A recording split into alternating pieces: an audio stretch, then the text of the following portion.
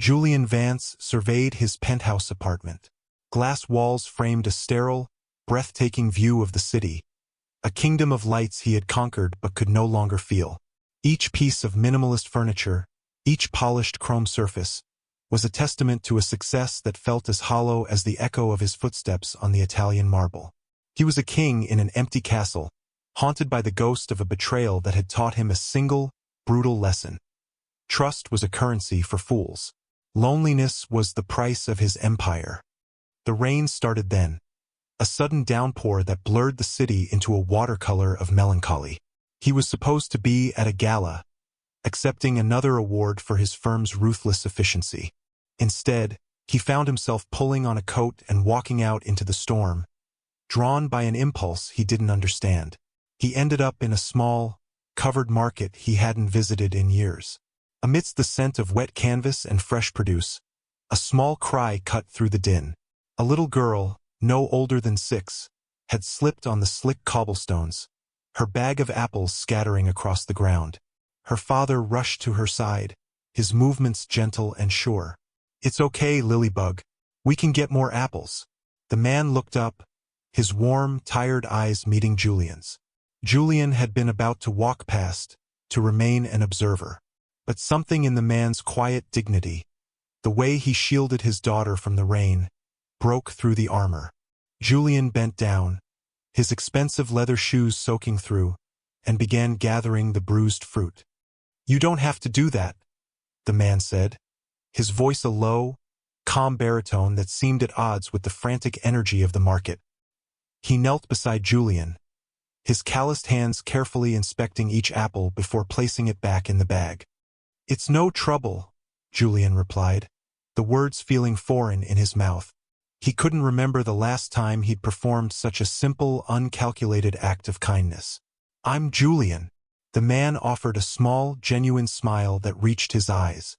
"Marcus, and this is my co-pilot, Lily." The little girl, Lily, peeked out from behind her father's leg. She didn't speak, merely clutched a small, worn wooden bird in her hand and watched Julian with an unnerving solemnity. "She's a bit shy," Marcus explained softly, his gaze never leaving his daughter. "We're on a mission for the perfect apple pie. A very serious business." An unexpected laugh escaped Julian. It was a rusty, unfamiliar sound. "I see. A worthy cause." He helped them to their feet, his hand lingering for a moment on Marcus's arm. There was a surprising solidity to him, a sense of being anchored to the earth in a way Julian had never been. They stood under the awning of a closed flower shop, the rain a steady curtain around them. The silence that fell wasn't awkward. It was comfortable. Julian found himself wanting to fill it, not with talk of mergers or market shares, but with something real. "There's a small cafe around the corner," he heard himself say. "My treat." For the apple-related trauma. Marcus hesitated, his protective instincts warring with the open sincerity in Julian's offer. He looked down at Lily, who, to his surprise, took a tiny step forward and held out her wooden bird toward Julian. It was her peace offering, her sign of trust. It was a gesture more powerful than any contract Julian had ever signed. "Okay," Marcus agreed, his smile widening, "but only if you help us judge the pie afterwards. It's a 2-person job." In that small, rain-swept moment, a tiny seed of hope, long dormant in the barren soil of Julian's heart, began to stir. The cafe was warm and smelled of cinnamon and coffee. Lily, tucked into a booth, meticulously arranged sugar packets while the two men talked. Julian learned that Marcus was a carpenter, a restorer of things others had discarded. He ran a small workshop out of his home, fixing antique furniture, giving broken pieces a new life.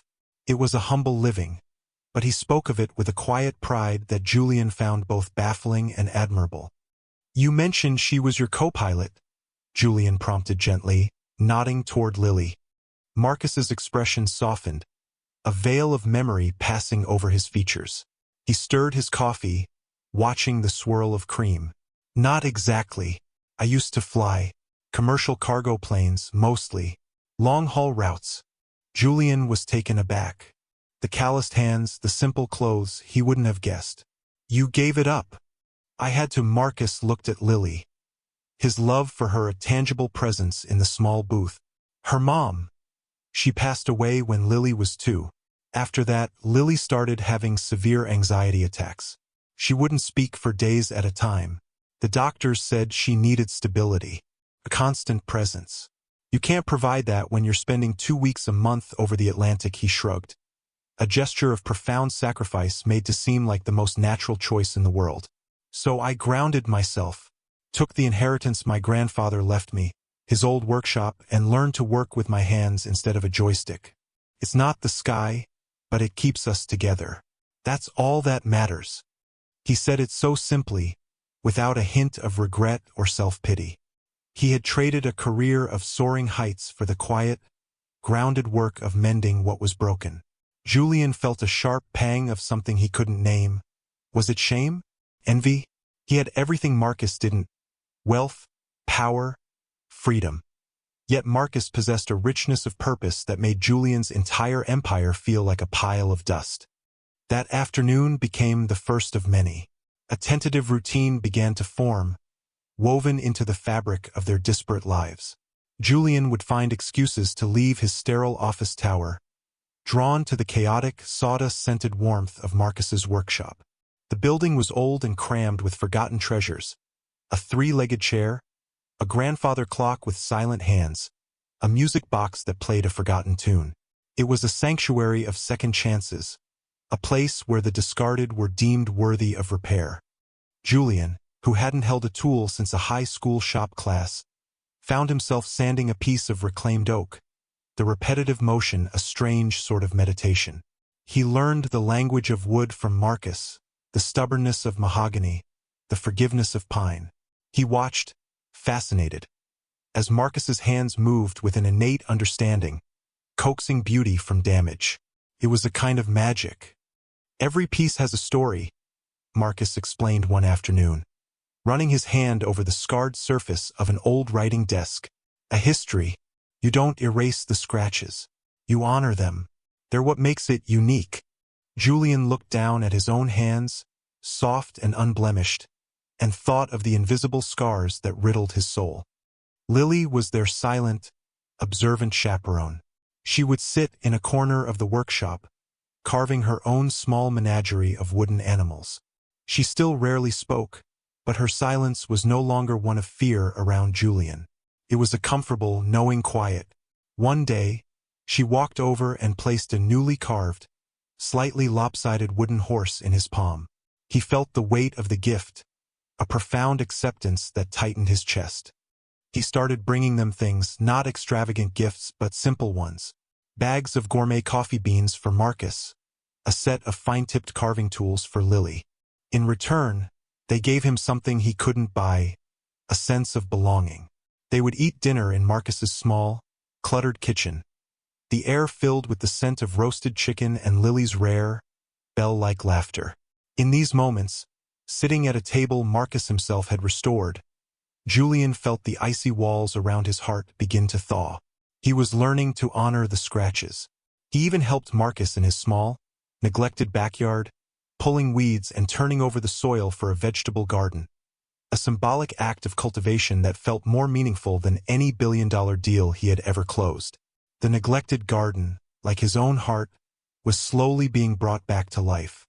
One evening, as a gentle rain tapped against the workshop windows, the conversation turned inward. They were sharing a bottle of wine, the warm glow of a single lamp casting long shadows over the half-finished projects around them. The intimacy of the moment felt safe, sacred. "You never talk about your past," Marcus observed, his tone gentle, not demanding. Before all this, he gestured vaguely toward the distant city skyline, a glittering abstraction of Julian's other life. Julian took a slow sip of wine, the liquid courage he needed to revisit the place he had sealed off. "I used to have a partner," he began, his voice low, "in business and in life. Genevieve. We built the firm from the ground up. I trusted her completely. I loved her." The words tasted like ash. "I was about to propose. And then I discovered she'd been cooking the books for months. leveraging the company to fund a secret side venture, all while planning to oust me and take everything. She used my trust as a weapon against me. He stared into his glass, seeing the reflection of a younger, more naive man. The betrayal wasn't just financial. It was foundational. It taught me that caring for someone makes you a target. So I stopped. I won the legal battle. I kept the company, but I lost the ability to let anyone in. Marcus listened without interruption, his empathy a quiet, steady presence. When Julian finished, he simply reached out and placed his hand over Julian's. "Some things that are broken can't be fixed," he said softly. "But a heart isn't one of them. It just needs the right tools." The moment was shattered by the buzz of Julian's phone. He glanced at the screen, his blood running cold. The caller ID was a ghost from his past. Genevieve Croft. He hadn't heard from her in 5 years. He let it go to voicemail, but a deep sense of dread settled in his stomach. The past he had just unearthed was no longer buried. It was calling him. Genevieve was relentless. Voicemails turned into emails, then a package delivered by courier to his office. Inside was a proposal, sleek and predatory, outlining a hostile takeover of a rival firm. It was a classic Genevieve move, brilliant, aggressive, and utterly ruthless. It would require leveraging every asset, exploiting every loophole, and crushing a smaller, family-owned competitor. It was exactly the kind of deal the old Julian would have relished. At the bottom of the cover letter, a handwritten note. "No one can do this but you, Julian. This is who we are. Let's be kings again." He threw the proposal in the trash, but the words lingered like a poison. This is who we are. Was it? He looked around his office at the cold chrome and hard angles, and for the first time it felt like a prison cell of his own design. A few days later, the threat became personal. Julian was in the community garden he and Marcus had started in a neglected city plot near the workshop. Lily was carefully watering a row of fledgling tomato plants, a rare smile on her face. A black town car pulled up to the curb. Genevieve stepped out, her tailored suit and sharp stilettos a jarring intrusion in their simple world. "Julian," she said, her voice smooth as polished stone. "I see you've taken up horticulture." Her eyes swept over Marcus and Lily with dismissive appraisal, lingering for a moment on Marcus's work-worn clothes. "Cute. What do you want, Genevieve?" Julian asked, stepping between her and his new family. "I want you back. The real you," she said, her voice dropping. "This little project of yours. This land is owned by a shell corporation. My shell corporation. I bought it last week. Say no to my deal, and this little patch of dirt gets paved over for a parking garage by Monday." She smiled. "A cold, sharp-edged thing. Your choice. The boardroom or the bulldozer." The ultimatum hung in the air, thick and suffocating. Julian felt the old instincts surge within him, the cold fury, the strategic mind clicking through countermoves and leverage points. He could fight her. He could use his vast resources to tie her up in litigation for years. He could expose her past dealings, ruin her reputation. He could destroy her, just as she had once tried to destroy him. It would be a war, and he knew how to win wars. But as he looked at Marcus, who stood silently by the raised garden bed, his hands covered in soil, and at Lily, who had retreated behind her father's legs, clutching her watering can like a shield, he saw the cost of that war. It would be fought on his terms, in his world of brutal corporate warfare. It would drag Marcus and Lily into a mire of depositions and public scrutiny. He would have to become the man he was trying to escape to protect them, and in doing so, he would lose the very thing he was fighting for. That night, he couldn't sleep. He paced his penthouse, the city lights mocking him with their cold, indifferent brilliance. Genevieve's words echoed in his mind. This is who we are. For 5 years, he had believed it. He was a predator, a titan of industry. His heart was a liability, his trust a fatal flaw. But the memory of Lily's laughter, the feeling of sawdust on his hands, the taste of a simple meal shared in a warm kitchen, these things were more real, more substantial than any stock portfolio. He thought of Marcus's quiet strength, of a man who had willingly given up the sky for his daughter. He had grounded himself out of love. Julian stopped pacing and looked at his reflection in the dark glass. The man staring back was hollow, a ghost in a gilded cage. He had a choice. He could fight Genevieve on her terms and become a monster again, or he could find a different way. A better way. The crisis wasn't about a plot of land or a business deal. It was about his soul. The next morning, Julian met Genevieve at a neutral location. A sterile, soulless coffee shop that felt like a relic of his former life. She sat opposite him, confident and composed, a shark expecting blood in the water. "So," she began, a triumphant smirk playing on her lips, "have you come to your senses? Are we partners again?" Julian looked at her, and for the first time in years, he felt no anger, only a profound pity. "No, Genevieve, we're not." Her smirk faltered. "Don't be a fool, Julian. You think I won't go through with it? That bulldozer is already warming up." "I have no doubt you will," Julian said calmly. He pushed a folder across the table. It wasn't full of legal threats or blackmail material. It was a simple deed transfer. "I'm giving you my controlling shares in the company. All of them." Genevieve stared at him, utterly stunned. "What? Why?" "Because you were right about one thing," Julian continued, his voice steady and clear. "That company is who you are. It's built on aggression and conquest. But it's not who I am anymore. Or at least, it's not who I want to be." He stood up, the weight of an empire lifting from his shoulders. "You want the kingdom? You can have it. The land, the company, all of it. I'm done." He was walking away, leaving behind billions of dollars, a lifetime of work, and the entire identity he had built for himself. It was the single most terrifying and liberating moment of his life. "You're insane," she called after him, her voice laced with disbelief. "You're throwing everything away for a carpenter and his mute kid. You can't just walk away." Julian paused at the door and looked back at her, a genuine smile touching his lips for the first time in her presence. "I'm not walking away from everything," he said. "I'm walking toward it." He had made his choice. He chose love. He chose integrity. He chose the garden. Julian walked straight from the cafe to the workshop. He found Marcus sanding the leg of an antique rocking chair, his movements rhythmic and focused. Lily was at her small workbench, humming softly. The air smelled of wood and varnish and peace. Marcus looked up as Julian entered, his eyes immediately searching Julian's face for the outcome of the battle. "Julian? What happened?" Julian didn't speak at first. He walked over to the workbench, picked up a piece of scrap wood, and breathed in the familiar, grounding scent. "I gave it to her," he said quietly. "The company. Everything." Marcus stopped sanding. He put down the chair leg and slowly rose to his feet, wiping his hands on his apron. He stared at Julian, a mix of shock and dawning understanding on his face. You what?" "Julian, your entire life's work." "It was just a building," Julian said, his voice thick with emotion. "Just a collection of assets. It wasn't a life.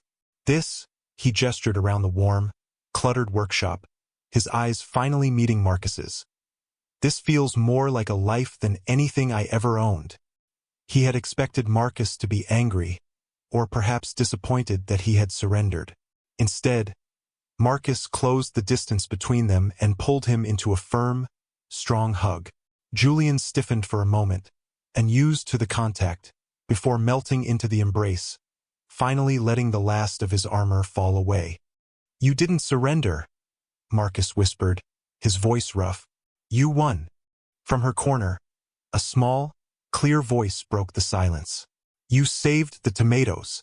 Both men turned. Lily was standing there, looking directly at Julian, her small wooden bird held tightly in her hand. A wide, brilliant smile spread across her face. It was the first full sentence Julian had ever heard her speak. In that moment, surrounded by the scent of sawdust and the evidence of a love he had chosen over wealth, Julian knew he was finally, truly home. The broken pieces of his life were being mended. 1 year later, the sky was a brilliant, cloudless blue. Julian sat in the co-pilot seat of a small Cessna, his hand resting on Marcus's. In the back, Lily chattered away, pointing out cloud shapes. After leaving his old life, Julian had invested his personal fortune into Marcus's workshop, expanding it into a thriving business and community hub. With their future secure, Marcus had started flying again, getting recertified. This was their first family trip. "You're a natural up here," Julian said, watching Marcus handle the controls with an easy grace that felt like coming home. Marcus smiled, his eyes on the horizon. "Some things you never forget." He glanced back at Lily, then at Julian, his heart full. He was no longer grounded by sacrifice, but lifted by love. They were soaring, together, writing their story not in ledgers, but in the open sky. They learned that the richest treasures are not owned, but built, restored, and shared.